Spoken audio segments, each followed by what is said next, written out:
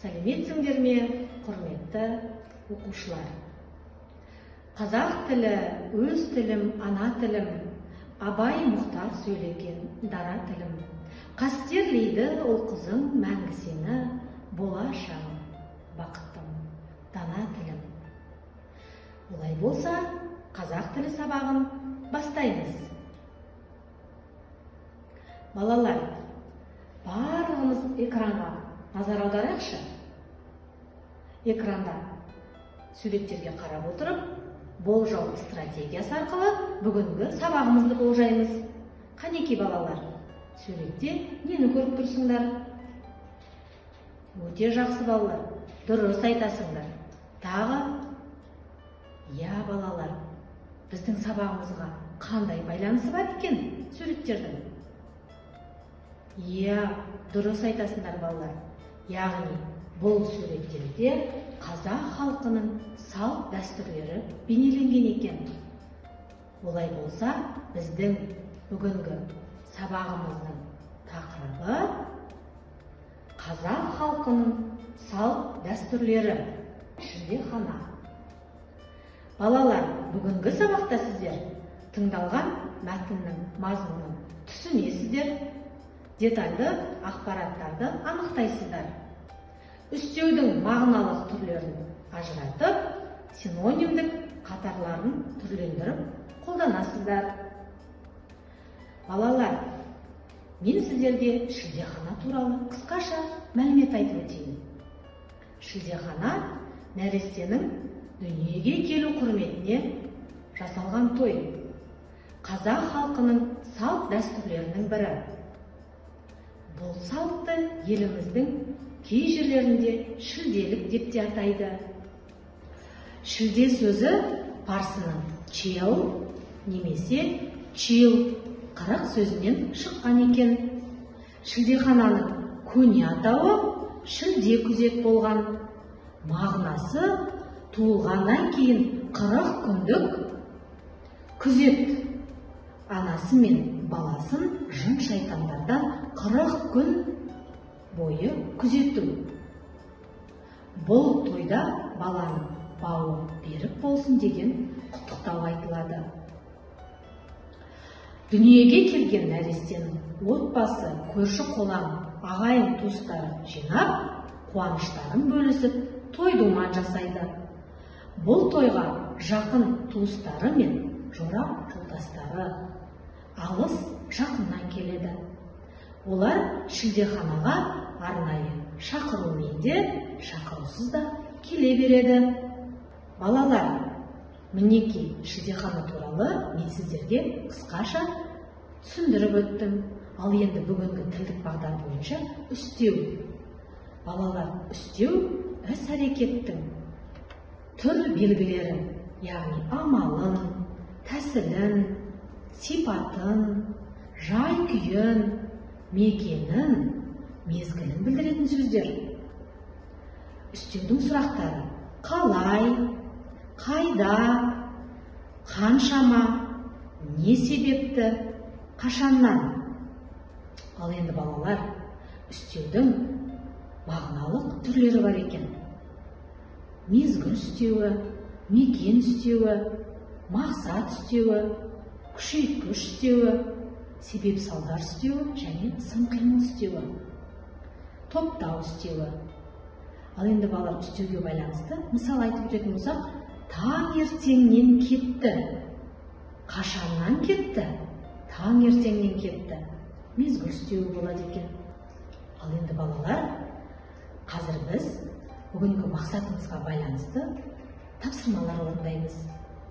Қазір барлықтарың экранға назар аударыңдаршы. Кинометафора әдісі арқылы бізде тыңдалым тапсырмасы. Шілдехана бесік той, тұсау кесілсін деп той. Ай, шіркін-ай, құда түсін сырға салу бет ашарым-ай. Алды баған аясында сұлу жеткен, қыз бозбала кең далада әлімен жүр тербеткен. Ер жігітке жарасады озып шықса бәйгеден, қыз балаға жарасады алқа шашпау сәукеле. ұмытылмасын. Ата баба көзіндей ғып сақтай қазақ дәстүрін.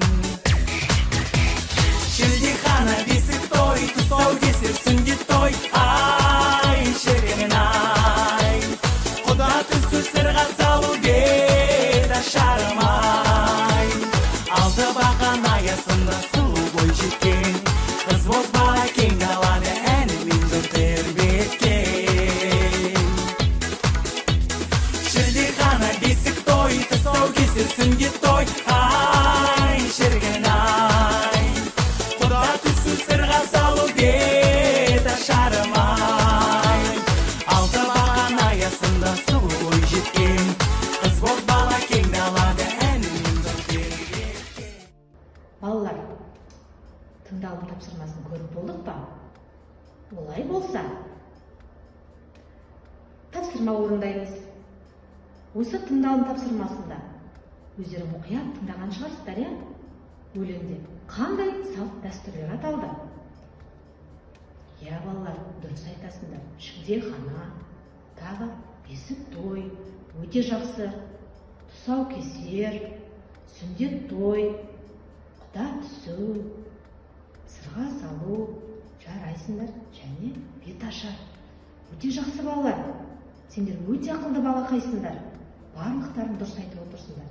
Енді балалар, экранға қарайықшы.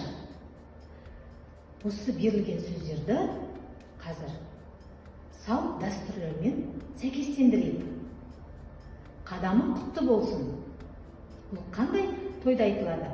Бұл тұсаукесерде айтылады. Бауы берік болсын. Шілдехана тойда айтылады екен. Жолы ашық болсын. Бесік тойда айтылады екен. Балалар, өте жақсы. Барлығымыз дәптерімізге жазып аламыз. Ал енді балалар, енді біздің келесі тапсырмамыз. Мен сіздерге қазір жұмбақ жасырамын. Мұқият тыңдаймыз. Сіздер сол жұмбақтың жауабын ғажайып алаң әдісі арқылы табатын боласыздар. Иесі оның сәби, әрі төсек, әрі үй.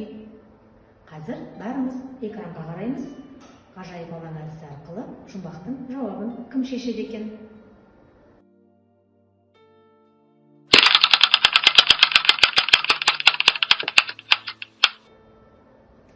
Өте жақсы. Көркемай жұмбақтың жауабын шешті. Дұрыс айтасың. Бұл жұмбақтың жауабы бесік. Ал енді балалар, бесік туралы қандай мәлімет білеміз? Кәнеки, барлығымыз мұқият тыңдайықшы. Бесік нәрестені бөлуге арналған ағаш төсек. Бесікті орталық Азия, Кавказ, Үндістан, Қытай жерін мекендейтін халықтардың басым көпшілігі пайдаланады екен. Тек әртүрлі үлгіде жасалады екен.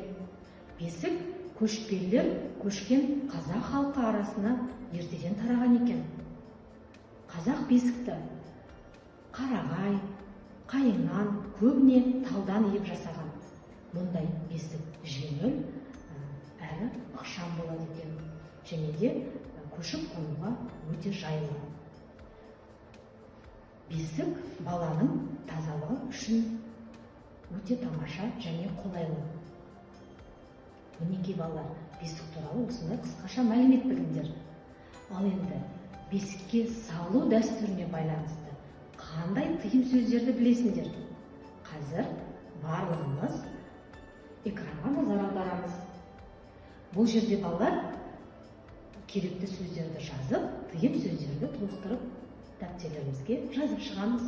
Бос бесікті тербетпе, бесікте жатқан баланы шошытпа, баланың бетіне үрлеме, бесікке асылма, бесікті аяқпен тербетпе, бесіктегі балаға төбесінен қарама, бос бесікті ашық тастама.